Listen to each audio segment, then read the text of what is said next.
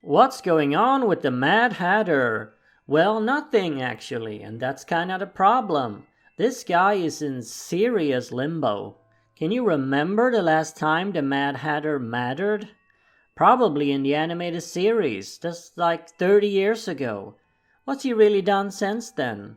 Sure, he appeared a bit in the Arkham games, but he wasn't even part of the main story, he was just a side quest. His live-action appearances have been limited to crappy TV shows that no one watched. His only recent animated appearance of note was on a Harley Quinn show, where he was portrayed in a very unflattering manner and completely made fun of, and violently killed off in the very same episode he debuted in.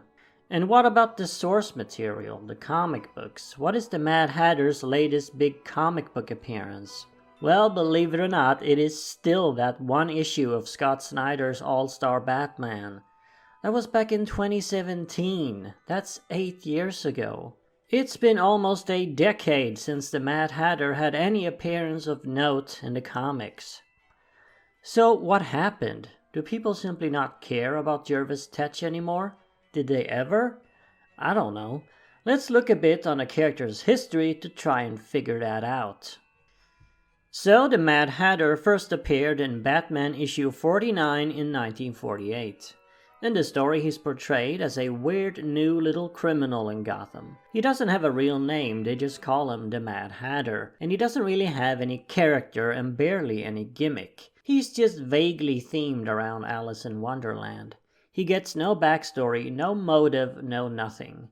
To be honest, he's not even really in the story that much. The plot is more about Vicky Vale trying to figure out who Batman is. And this is actually the first appearance of Vicky too, so that's really what the story mainly concerns itself with. The bad guy could have been anyone. It could have been the Penguin or the Joker or even just a no-name gangster. But for some reason they decided to create a little Wonderland themed dude. Next time the character appeared was in 1956. Well, it's a character called the Mad Hatter at least. I don't think it's really supposed to be the same dude. I mean, he's got a mustache, a completely different personality, and is now obsessed with hats. He's not really themed around Wonderland. Neither do they even mention his previous appearance at all and treat it like this is the first time Batman is meeting this guy. Of course, many years later, this version was indeed revealed to be a fake Mad Hatter, an impostor. But at the time, what were they really thinking with this? To be honest, I don't think they were thinking at all. I legit think that Bill Finger, who wrote both stories, just forgot he had already done a Mad Hatter villain and just did it again. I mean, that original character was so minor, and the dude had written hundreds of comics over 20 years at the time. I doubt he remembered every little character he had created. It's really not that weird. What is weird is the fact that Jerry Conway, for some reason, remembered the original Hatter in 1982 and decided to bring him back. It is at this point that the Mustache Hatter is declared an impostor, and the clean-shaved Wonderland one is declared the real deal. This was just plain bizarre in my opinion, because by then the hat-obsessed Mustache Hatter had been well established as a recurring Batrogue, even showing up on the Adam West TV show, introducing him to the mainstream. How and why Conway even remembered the original and actually cared about him is a mystery to me. But he did, and the rest is history. This Hatter now became the main one and was slowly further developed and fleshed out. The Wonderland theme and obsession was expanded on, and of course his now iconic mind control technology was soon introduced. In 1992, the character then had his biggest break ever when he was adapted for the now classic and iconic Batman the Animated Series.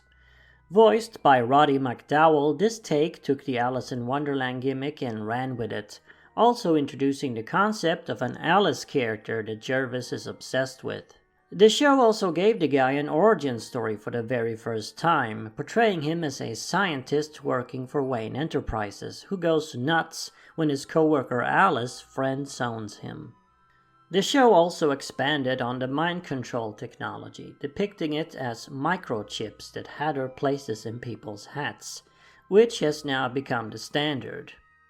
To this day, this version remains the character's most famous and popular appearance. Most Batman fans would probably say it's the best take on a character.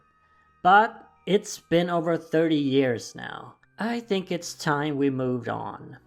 What's the character done since then? Well, he did naturally rise in popularity because of the show, and subsequently got more appearances in the comics.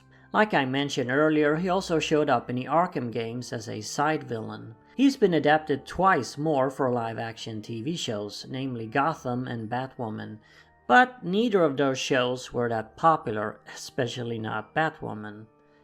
No take in comics or outside have been able to surpass the animated series version. Similar to Mr. Freeze, they all just kinda live in its shadow. Unlike Mr. Freeze though, the show didn't shoot Hatter up to the A-list. He's kinda been fluctuating between B+ and B-. Right now I'd say he's in the B-, almost starting to slip into C-list. What further hurts the character are a handful of unflattering portrayals growing dominant in fans' minds. Namely, the pedophile version first introduced in Grant Morrison's classic Arkham Asylum graphic novel from 1989. Hatter being expressively depicted as a pedophile is an extremely rare occurrence, yet somehow it persists in the consciousness of the fandom. Then there's of course Hatter's appearances in the Secret Six series, where he was depicted as having sexual relations with hats. Say what you will about these stories, they don't really work in a Hatter's favor. Who's gonna promote a villain who's a freaky little perv with sick fetishes? For a villain to be popular, they either need to be scary or sympathetic, not pathetic and disgusting. Well, whatever exactly happened to Jervis Tetch, he's fallen out of relevancy. The last time, and perhaps only time, he truly mattered was over 30 years ago. Will a character ever get out of this rut? Well, who knows, anything's possible. Hatter could get an appearance or adaptation that launches him to the top at any moment. Or he'll remain in limbo for decades and completely fade into obscurity. You really never know with these things. If you ask me, the obsession with women named Alice introduced in the animated series has grown old. There's only so much you can do with that. I think it needs to be dropped if the Hatter is to grow. It's not something that should be inherent to the character anyway, as the Mad Hatter character in the original Alice in Wonderland book wasn't fixated or in love with Alice. He actually considered her a rather silly fool. So why must Jervis be in love with an Alice? Focusing solely on one book is rather limiting too. Maybe Jervis shouldn't just be themed around Alice in Wonderland, maybe he should be themed around storybooks in general.